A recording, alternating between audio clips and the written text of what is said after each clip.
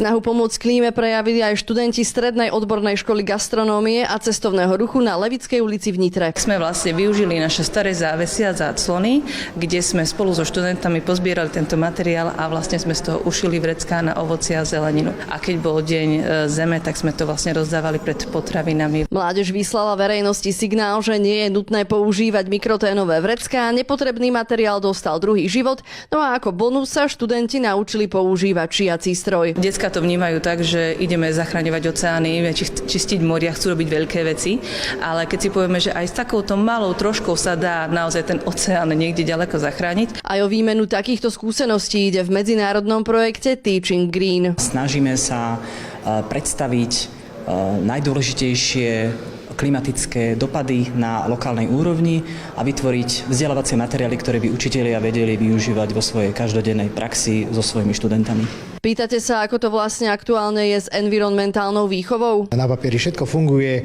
od 96., keď sme mali prvé učebné osnovy, ale keď prídeme na školy a keď sa pýtame tých žiakov, ako to oni vidia, ako to oni cítia, tak tam to trošku celé pokrývkáva. Podľa neho žiakom chýba prepojenie vedomostí s praxou a osobná angažovanosť. Národná konferencia o klimatickej výchove na pôde UKF v Nitre mala za cieľ dať pedagógom podnety, aby látku svojho učenia posunuli vyššie. Aby ten žiak urobil také dva kroky. Najprv, aby začal premýšľať a druhé, aby začal konať. Lebo dovtedy tá environmentálna výchova zmysel nemá, kým nezačne konať a ten učiteľ je ten, ktorý ho k tomu motivuje. My sme teraz v rámci projektu vytvorili vzdelávacie materiály a otestovali sme ich a od januára začíname ich používať už v praxi. Takže ich budeme ponúkať na školách, aby školy sa mohli zapojiť do tohto programu a ďalej pokračovali už s využitím týchto vytvorených vzdelávacích materiálov. Nikoleta Kováčová, televízia Nitrička.